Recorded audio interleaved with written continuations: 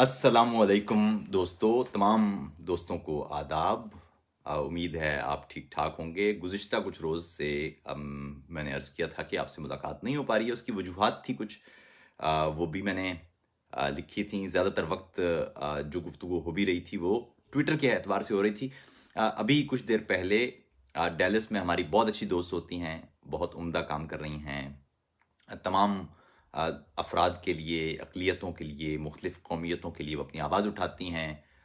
मुना काज़िम, उन्होंने मुझसे राबिता किया और वो ख़वातीन के हुकूक़ के हवाले से और ख़वातीन के आलमी दिन के मौके पर गुफ्तगू करना चाहती थीं। उनके पेज पर हम लाइव गए थे, लेकिन वहाँ कुछ मसाइल थे, तो उनसे मैंने कहा कि हमारे पेज पर वो आ जाएँ। तो इस तरह से वो इस पेज के ज़रिए आप तक पहुँच पाएँगी। जैसे ही वो आती हैं, तो उन्हें मैं यहाँ आपसे मुलाकात उनकी करवा देते हैं, ताकि वो यहाँ शामिल हो जाएं। मैं यहाँ उनको देख लेता हूँ, अगर वो आ सकें तो। मूना किधर है भाई? मूना, आप अगर आ जाएं मेरे पेज पर तो अच्छा हो जाएगा। अगर आप एक पैगाम भेज देंगी या छोड़ देंगी तो बड़ा आसानी हो जाएगी।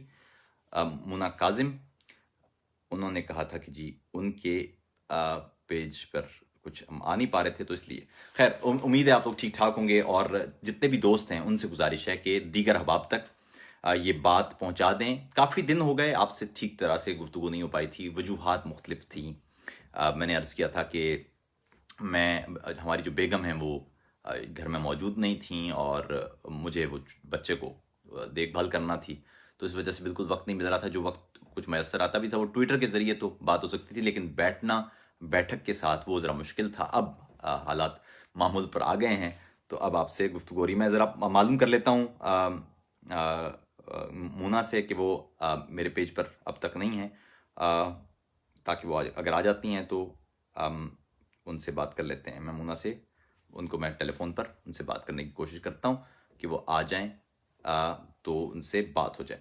जी मूना, आप अगर अगर आप मेरे पेज पर आ जाएं तो मेरे पेज पर आ जाए। जी बिल्कुल, ओके ओके। तो मूना काजिम वो चाहती थी कि वो यहाँ पर गुफ्तगू हो उनसे, क्योंकि उनके पेज पर कुछ मसाइल थे जिसकी वजह से हम वहाँ पर लाइव नहीं हो पा रहे थे। वैसे मैं आप दोस्तों से अर्ज़ कर दूं कि हम दोबारा से बहुत जल्दी हम लोग मुतबादिल की वेबसाइट पर काम कर रहे हैं। हमारे कुछ दोस्त उस पर काम कर रहे हैं, डेवलप कर रहे हैं। कुछ रोज़ तक हो सकता है उस वेबसाइट तक पहुँचने में आपको मुश्किलात का सामना हो, लेकिन वो एक नए और ताकतवर लुक के साथ वो जल्दी आप तक पहुँच जाएगी।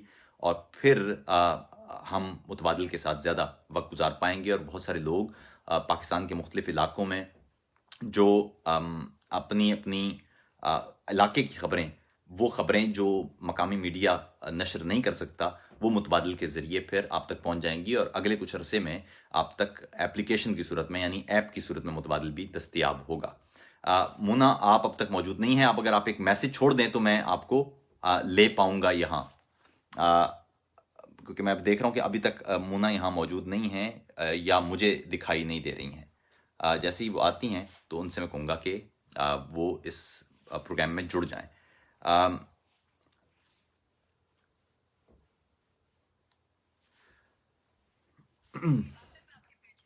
जी बस आप मुझे अगर वहाँ एक मैसेज कर दीजिए तो मैं फिर आपको लाइव ले लेता हूँ।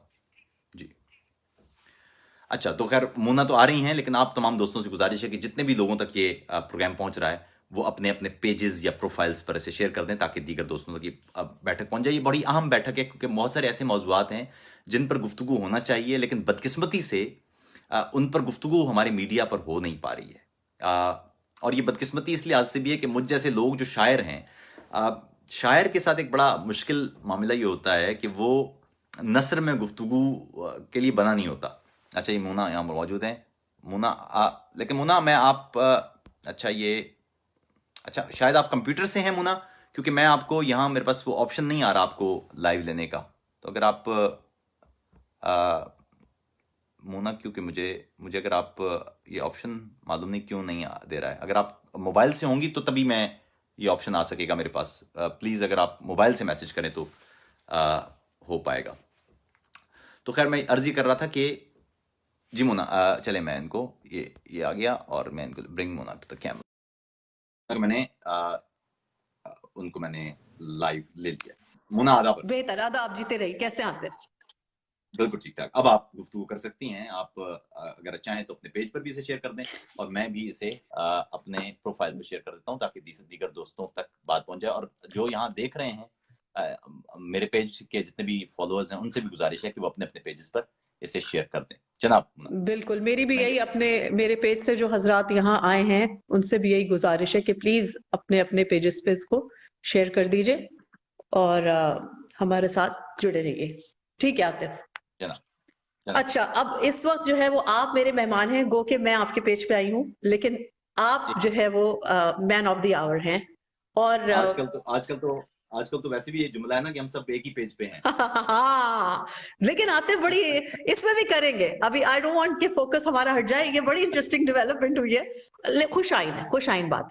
तो अच्छी बात। ठीक। अच्छा आतिफ, 9 मार्च को औरतों का जो है वो इंटरनेशनल वुमेन्स डे है, 8 मार्च को। और उस लिहाज से जो है वो हमारी गुफ्तगू आज की होगी, क्योंकि मैं एक आदमी का, एक मर्द का पर्सपेक्टिव जो है वो भी इसमें जरूरी होता है, क्योंकि अमूमन जो इमेज है वो यही है कि औरत का इस्तेसाल जो है वो मर्द ने किया है इतने सालों से। इसमें हम थोड़ा सा एक जाहिर बहस आगे बढ़ाएंगे कि कुछ पार्ट औरतों ने भी प्ले किया है, क्योंकि हम भी एक दूसरे को एम्पावर करने में थोड़ी कंजूसी करती हैं। लेकिन आपका पर्सपेक्टिव मैं जानना चाहूंगी कि आप क्या समझते हैं कि औरत हमारे मुआशरे में, क्या सबसे बड़ी बात तो ये कि क्या अब आप समझते हैं कि टाइड इज टर्निंग नाउ? क्या पाकिस्तान में औरतें जो हैं वो अपने हुकूक बराबर से हासिल करना शुरू हो गई हैं? जी। देखिए, पहले तो ये लफ्ज औरत, इससे मुझे शदीद इख्तलाफ है, क्योंकि मेरे ख्याल में ज्यादा मुनासिब होगा कि हम खातून या खवातीन का लफ्ज इस्तेमाल करें। ठीक। औरत का मतलब होता है छुपाने वाली चीज। इंटरेस्टिंग। अरबी में, या अरबी का लफ्ज है औरा, इस औरा से निकला है। अरबी में खवातीन के लिए लफ्ज निसा है। जाने कैसे ये लफ्ज औरत आ गया है हमारे पास, वाह। जो चीज के लिए इस्तेमाल होता है। हाँ। यानी यानी इंसानी जिस्म के वो अज़ा जिन्हें छुपाना चाहिए, उसे औरा कहते हैं। वो आदमी का भी वो इससे हो सकता है। खैर, ये एक नादुरुस्त चीजें हैं जो माशरे में दाखिल हो जाती हैं। अब आपने कहा कि खवातीन भी, देखिए मसला ये है कि आप ये शिकायत खवातीन से उस वक्त कर सकती हैं जब वो एक ऐसे माशरे में पैदा हों जहां उन्हें इब्तदा से तो बराबरी या मसावी सोच के साथ नशोनुमा दी जाए, और फिर वो अपने हुकूक से दस्तबरदार हों या वो पीछे रह जाएं। मुसीबत यह है कि हमारे माशरे में उमूमी तौर पर कुछ गैर मामूली मिसालें मौजूद हैं, लेकिन उमूमी तौर पर हमारे माशरे में किसी बच्ची को इसी सोच के साथ बड़ा किया जाता है कि वो भाई के या बाप के मसावी नहीं है। इसमें बहुत सारे दोस्त भी होंगे जिनको शायद एतराज हो इस बात पर, और वो एतराज इस लिहाज से हो सकता है कि शायद हम महसूस नहीं करते। मैं इससे पहले कि कोई और बात करूं, मैं चाहता हूं कि कुछ देर में मैं अभी वो ढूंढ भी लूं, शायद मुझे वो उस तरह से याद नहीं होगी। वो एक परवीन शाकिर की एक नज्म है, बशीरे की घर वाली। वो मैं चाहूंगा कि मैं यहाँ दोस्तों को सुनो, लेकिन मैं सिर्फ ये कहना चाहता हूँ कि ये शिकायत खवातीन से वो नादुरुस्त होगी। हमारा माशरा बच्चों की तरबियत में एक खास फर्क रखता है। कुछ घरों को छोड़ दीजिए, कुछ ऐसे घर हैं यकीनन जहां पर ये फर्क नहीं है, लेकिन एक उमूमी में बात कर रहा हूं, क्योंकि आपको माशरे को समझने की ज़ाहिर है एक उमूमी तरीके से ही समझ सकते हैं। तो मेरी जाती राय में वो वजह है जिसकी वजह से बच्चियां वो कंपीट कर ही नहीं पा रही हैं। याद रखिएगा, अगर किसी शख्स से आपने एतमाद छीन लिया तो उसकी आधी तवानाई तो जाया हो गई। हमारा माशरा यानी तालीम के एतबार से बच्चियां पीछे नहीं है। शायद हमारी यूनिवर्सिटियों में लड़कों के मुकाबले में लड़कियां ज्यादा हैं, लेकिन मुसीबत यह है कि जहां इल्म है, जिसके पास इल्म है, उससे आपने एतमाद छीन लिया है, और जिसके पास इल्म नहीं है उसे आपने गैर जरूरी तौर पर पूरा एतमाद कर दिया। तो माशरे में जिस एतमाद के साथ बात वो कर रहा है जिसके पास इल्म नहीं, और जिसके पास इल्म है वो बेचारा खामोश है क्योंकि उसके पास एतमाद नहीं। तो ये बदकिस्मती है। मेरी जाती राय में एक माशरा जिसका निस्फ अपाहज कर दिया जाए, वो माशरा ऐसा मुमकिन नहीं है कि वो तरक्की कर सके। अब आप ये देखें कि दुनिया में 3 इंसान हैं जिन्हें 2 बार नोबेल इनाम मिला है, और सिर्फ एक खातून है, यानी एक इंसान है जिसे 2 मुख्तलिफ साइंस के इलाकों में वो नोबेल इनाम मिला है, केमिस्ट्री का भी और फिजिक्स का भी। क्योंकि एक साइंसदान वो है जो आदमी है, उनको एक फिजिक्स का मिला और एक अमन का मिला। दूसरे हैं जिनको दोनों इनाम फिजिक्स के मिले, और जो वाहिद एक ही इंसान है दुनिया में जिन्हें 2 मुख्तलिफ साइंटिफिक फील्ड्स का वो नोबेल इनाम मिला, और वो है मादाम क्यूरी, खातून। यहाँ जहां खवातीन को आपने इक्वल अपॉर्चुनिटी दी है, वहां वहां उन्होंने कम्पीट करके दिखाया। हमारे यहाँ माशरे में एक जुमला जो आप अक्सर सुनते हैं ना, वो है जी कि हमारे यहाँ खवातीन की को आदमियों से ज्यादा इज्जत दी जाती है, और मेरे ख्याल में यही मसला है। खवातीन को ज्यादा इज्जत नहीं चाहिए, खवातीन को बराबरी चाहिए, इज्जत वो ले लेंगे। तो ये माशरे में बुनियादी तौर पर जब आप बच्चियों को पैदा ही और बड़ा ही इस तरह कर रहे हैं कि वो इस मेंटल कंडीशन के अंदर है कि वो कोई कमोडिटी है जिसे सर्व करना है। तो मुझे नहीं लगता कि आप किसी खातून से ये शिकायत कर सकती हैं कि जी उन्होंने मर्दों की सबकत को इंडोर्स किया। मेरे ख्याल में ये ज्यादा। अच्छा आतिफ, आप जब बड़े हो रहे थे, आपकी वालदा को बहुत, मैं उस आपसे पहले भी एक सेशन कर रही थी, तो वहां मेरे शौहर को किसी ने क्रेडिट दिया, तो मैंने कहा उसका क्रेडिट उनकी वालदा को जाता है कि उन्होंने इतना अच्छा बच्चा रेस किया। आप अपनी वालदा को अपनी उसमें कितनी अहमियत देते हैं, या अपनी बीवी के किरदार को अपनी ग्रोथ या अपनी एवोल्यूशन में कितना आप क्रेडिट देते हैं इन दोनों खवातीन को जो आपकी जिंदगी में है? देखिए हमारे घर में तो हमारी वालदा अगर ना होती तो शायद हमारा घराना गांव से बाहर ही ना निकल पाता।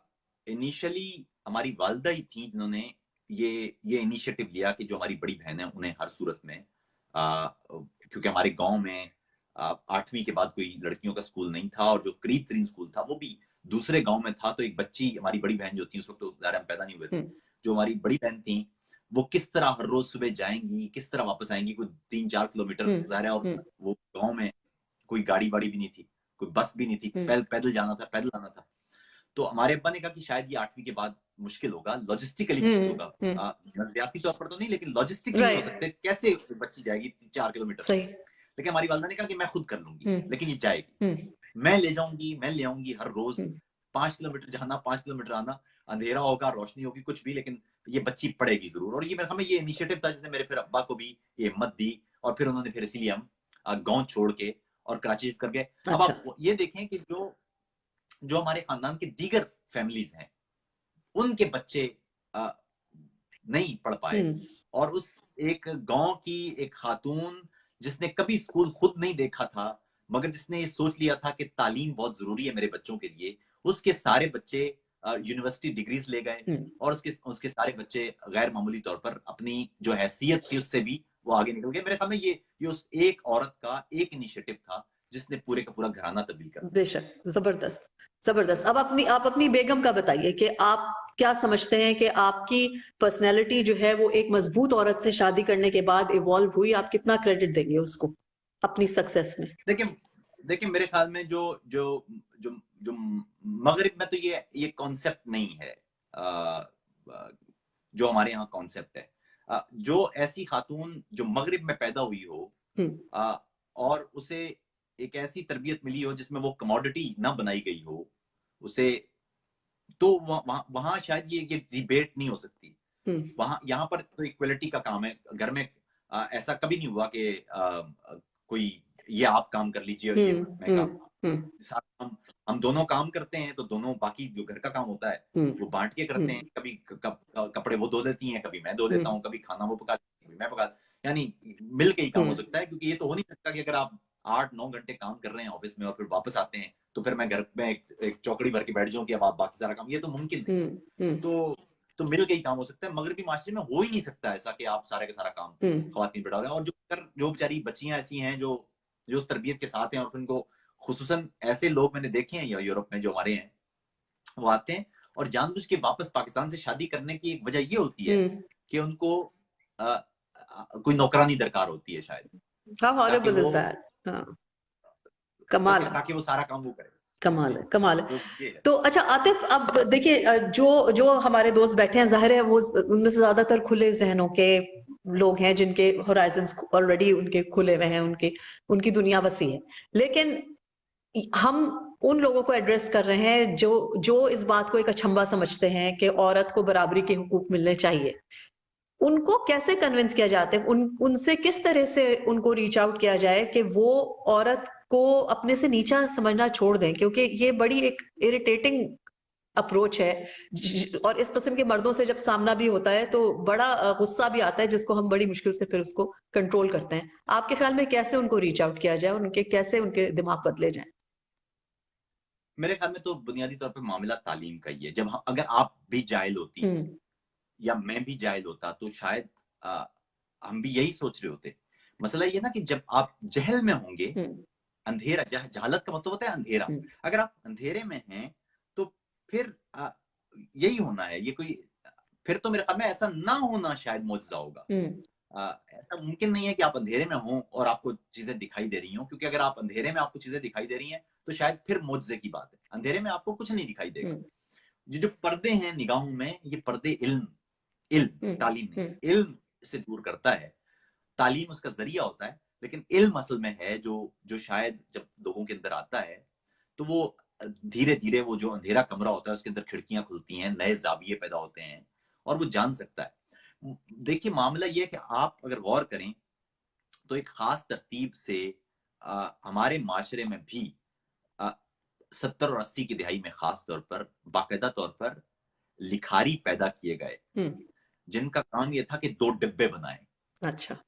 और आपने ये अक्सर जुमले सुने होंगे, औरत ज़ात यूँ करती है और मर्द ज़ात यूँ करता है। हम्म। हम्म।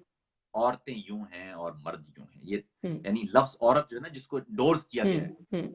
अच्छा, या तमाम ख़वातीन यूँ हैं और तमाम ख़वातीन और तमाम आदमी यूँ हैं। बानो हम्म। कुद्सिया और इशफ़ाक़ अहमद ने ये बड़े हम्म। अ, काम किए हैं।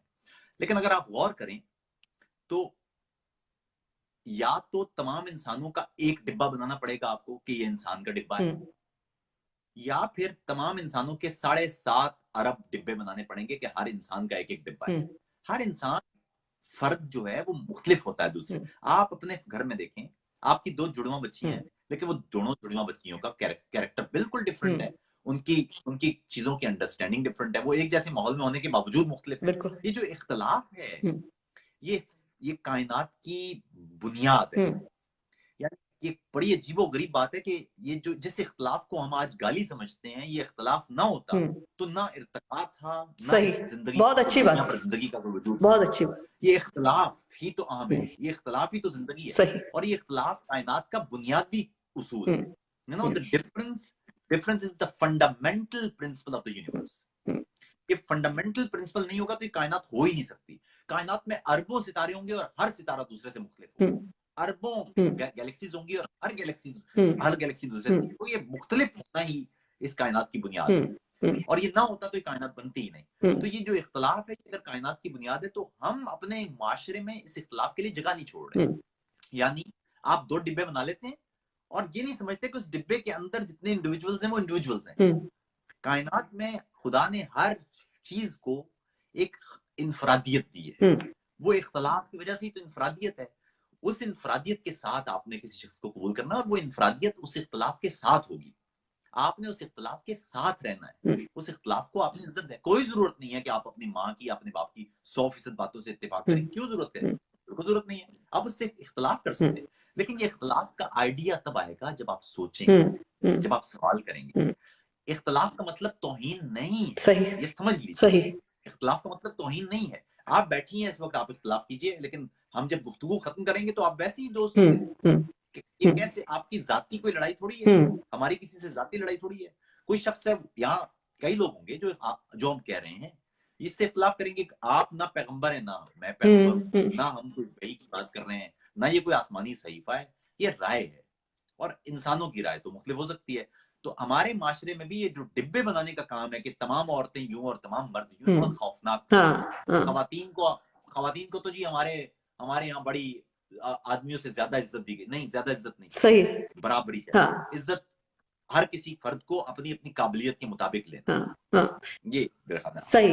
अच्छा आतिफ, आखिरी सवाल, ये चीज जो है वो बड़ी इरिटेटिंग होती है कि औरतों को इस चीज से जज किया जाता है कि अगर वो सिगरेट पीती हैं या अगर उनका लिबास आपके नजदीक मुनासिब नहीं है तो कहा जाता है कि she is inviting for trouble, या वो अपने तरफ अटेंशन कर रही हैं, करना चाहती हैं। तो ये ओनस जो है ये औरत के ऊपर क्यों आता है कि अगर आपको इज्जत चाहिए तो you have behave a particular way ताकि आप मुझे इज्जत दें? क्या मर्द के अंदर इतनी ताकत नहीं है कि वो अपनी निगाह नीची कर ले, या वो उस बदतमीजी से उस वक्त डिसाइड करे कि मैं ये बदतमीजी इनके साथ नहीं करूंगा? औरत के ऊपर क्यों आता है ये जिम्मेदारी?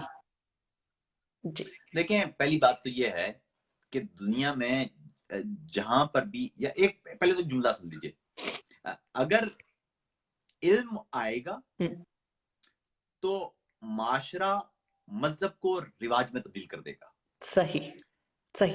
अगर इल्म गायब होगा तो माशरा रिवाज को मजहब में तब्दील कर देगा।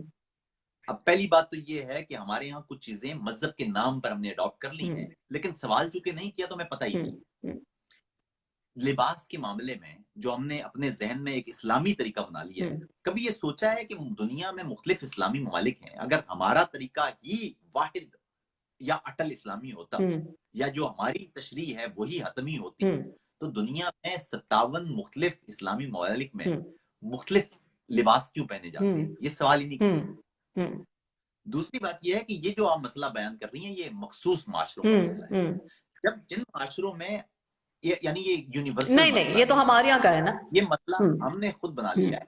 यूरोप में आप जानते हैं कि अच्छा मजे की बात है, फिर एक डिसइंफॉर्मेशन फैलाई जाती है हमारे यहाँ कहा जाता है कि यूरोप में तो माँ बहन की कोई इज्जत का है ही नहीं। एग्जैक्टली। सड़कों पे तबाही मची हुई है, और यही सोच के यूरोप में आते हैं और यहाँ देखते हैं तो बिल्कुल ही कुछ मुख्तलिफ सही मामला होता बात, है। सही यहाँ बात। पर आप किसी यानी मैं आपको इसकी जाती मिसाल हमारे यहाँ जो पवित्र माशरा है या जो मुकद्दस माशरा बनाया हुआ है हमने, जहां पर बच्चियां भरपूर लिबास पहन के भी दुपट्टे भी ओढ़े हुए होते हैं, आप सड़क पर आप खुद देखें, सड़क पर वो बच्चियां दुपट्टे में भी होंगी, बाकायदा लंबा चौड़ा लिबास भी होगा, लेकिन निगाहें उनका ताक़ुब करें। फिर भी हाँ। बसों में गरीब घरों की बच्चियां जो बसों में बैठती हैं, बसों में सीटों की उंगलियां पैदा हो जाएंगी, कोई बम्बोड़ रहा होगा, कोई नोच रहा होगा, कोई दुपट्टा खींच रहा होगा। मैं अपनी बहनों की मिसाल दूं, हमारी बहनें कराची में जब वो यूनिवर्सिटी जाती थी तो कोई आवाजें कस रहा है, कोई क्या कर रहा है, हर रोज एक मुसीबत है। वो बहनें यहाँ यूरोप में हैं, रह रही हैं, कभी सवाल ही पैदा नहीं होता कि कोई किसी ने आवाज कसी हो, कोई जुमला किया हो, छूना तो दूर की बात। तो मुकद्दस माशरों के हाल ये भी हैं, लेकिन दूसरी तरफ हमारी जो नरगिसियत है कि जी हम शायद अजीम हैं, वो भी जाती नहीं है। तो लिबास नहीं मामला, ज़हनियत मामला है। ज़हनियत मामला है। अगर ज़हनियत आपकी है, गंदगी पर मामूर है, तो आप वो भरपूर लिबास जो है वो भी इनवाइटिंग होगा। और मजे की बात देखें कि जो कहते हैं कि किसी कोई एक न्यूड नहीं बल्कि कोई वो हो रही थी, एक नुमाइश हो रही थी सेक्सुअल उसकी, तो उसमें मुजस्मे रखे हुए थे और उसमें एक गालिबन किसी मुजस्मा साज को या किसी शायर को बुलाया गया, तो उसने आगे कहा कि तुमने तो कहा था ये जिनसी रगबत की या जिनसी दिलचस्पी की नुमाइश है, मगर यहाँ तो सब नंगे हैं। तो उन्होंने कहा तो क्या कीजिए? तुमने कहा इस पर बारीक पर्दा डालिए, क्योंकि इसके बगैर तो नंगे हैं। तो मामला यही है कि हमने जो कॉनोटेशन है ना लिबास की, इसको खुद एक सेक्स सिंबल बना लिया है। ये जब तक इल्म नहीं आएगा, जब तक हम इस एक नोशन नहीं समझ सकेंगे कि इंसान वो आदमी या खातून हो, उसका जिस्म वो नहीं है, जिस्म उसका एक हिस्सा है, वो एक इंडिविजुअल है, उसकी एक सेल्फ है, उसकी एक कॉन्शियस है, शऊर है, जो उसे इंसान बनाता है। आप वो यहाँ जिस्म फतह करने की एक दौड़ है, उस दौड़ में लोग हैं और जिस्म फतह करते आगे बढ़ते चले जाते हैं। आतिफ, इसी मौके की मुनासबत से या फिर अपनी मर्जी का जो आप समझते हैं, जो इस वक्त आपके दिमाग में आ रहा है, आपको हिट कर रहा है, कोई कुछ कोई नज्म, कोई शेर? मैं 2 चीजें सुनाऊंगा जी, मोना, मैं 2 चीजें सुनाइए। सुनाऊंगा। मुझे वो बदकिस्मती से मिला नहीं। हाँ, कोई नहीं, मैं कोई और सुना दे। ढूंढ रहा था, लेकिन मैं उसको मुझे इतना याद है, मैं वो सुनाना चाहता हूँ क्योंकि बहुत इंपॉर्टेंट नज्म है।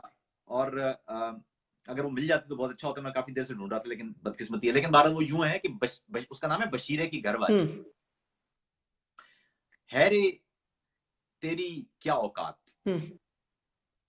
दूध पिलाने वाले जानवरों में है सबसे कम औकात। अच्छा, यहाँ पर कहीं मैं गड़बड़ करूं तो माफ कर दीजिएगा, मुझे, मैं याददाश्त से पढ़ रहा हूँ, बहुत पहले पढ़ी। है रे तेरी क्या औकात, दूध पिलाने वाले जानवरों में है सबसे कम औकात। पुरुष की पसली से तो तेरा जन्म हुआ, और हमेशा पैरों में तू पहनी गई। जब मां जाया फुलवारी में तितली होता, तेरे फूल से हाथों में तेरे कद से बड़ी झाड़ू होती। मां का आंचल पकड़े पकड़े तुझको कितने काम आ जाते। लकड़ी काटना, उपले थापना, गाय की सानी बनाना, लेकिन फिर भी मक्खन की टिकिया मां ने हमेशा भैया की रोटी पर रखी। वाह वाह वाह। तेरे लिए बस रात की रोटी, रात का सालन, रूखी सूखी खाते, मोटा जूठा पहनते, तुझ पे जवानी आई तो तेरे बाप की नफरत तुझसे और बढ़ी। तेरे उठने बैठने चलने फिरने पर ऐसी कड़ी नजर रखी, जैसे जरा सी चूक हुई और तू भाग गई। 16वां लगते ही एक मर्द ने अपने मन का बोझ दूसरे मर्द के तन पर उतार दिया। 16वां लगते ही एक मर्द ने अपने मन का बोझ दूसरे मर्द के तन पर उतार दिया। बस घर और मालिक बदला, तेरी चाकरी वही रही, बल्कि कुछ और ज्यादा। अब तेरे जिम्मे शामिल था रोटी खिलाने वाले को रात गए खुश भी करना, हर सावन घावन होना।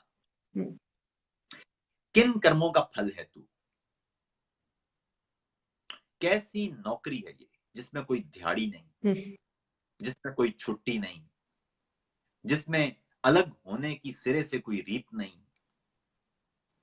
ढोरों डंगरों को भी जेठ अषाढ़ की धूप में पेड़ तले सस्ताने की आजादी होती है। कमाल। तेरे भाग में ऐसा कोई समय नहीं।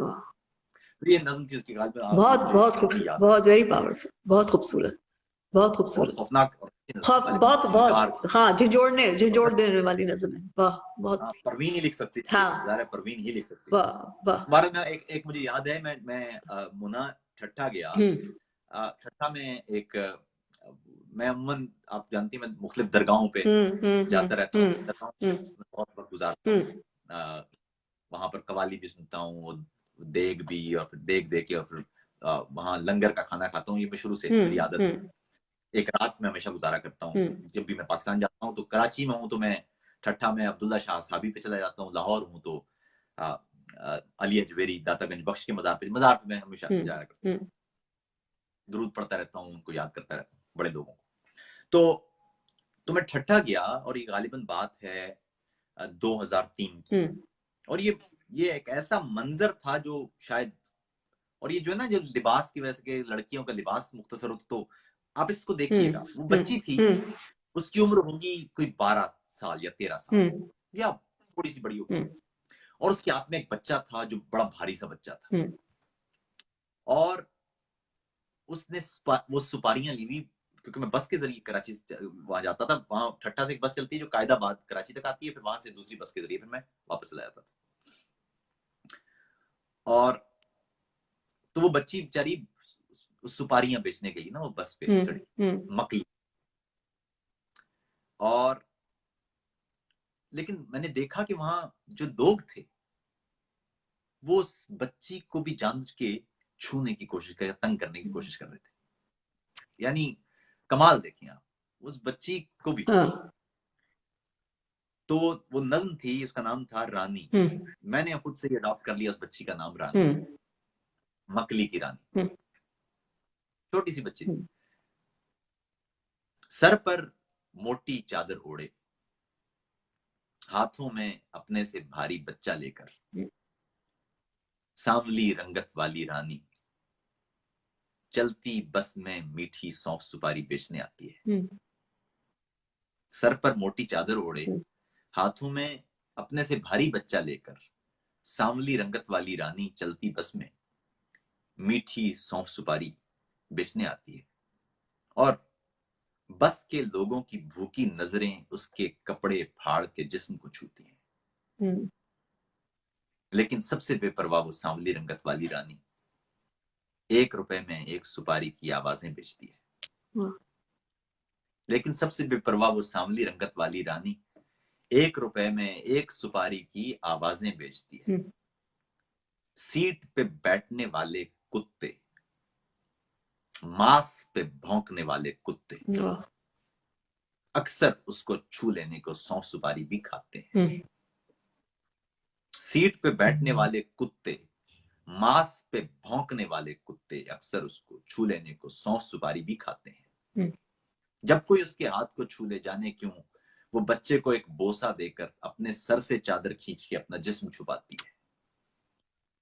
इस पागल लड़की ने जाने कितने बोझ उठा रखे हैं। हम्म, इस बच्चे का, इस चादर का, इन भूखी काली नजरों का। हम्म, लेकिन फिर भी रात को इस लड़की ने इससे ज्यादा बोझ उठाना है, खुद से भारी इस बच्चे के भारी बाप को बहलाना है। ओह गॉड, वाह वाह, बहुत कमाल किया, बहुत खूबसूरत, बहुत खूबसूरत, बहुत खूबसूरत। जीते रहिए आतिफ, ऐसे ही लिखते रहिए, ऐसे ही इल्म के खजाने बिखेरते रहिए, असासा है हमारा।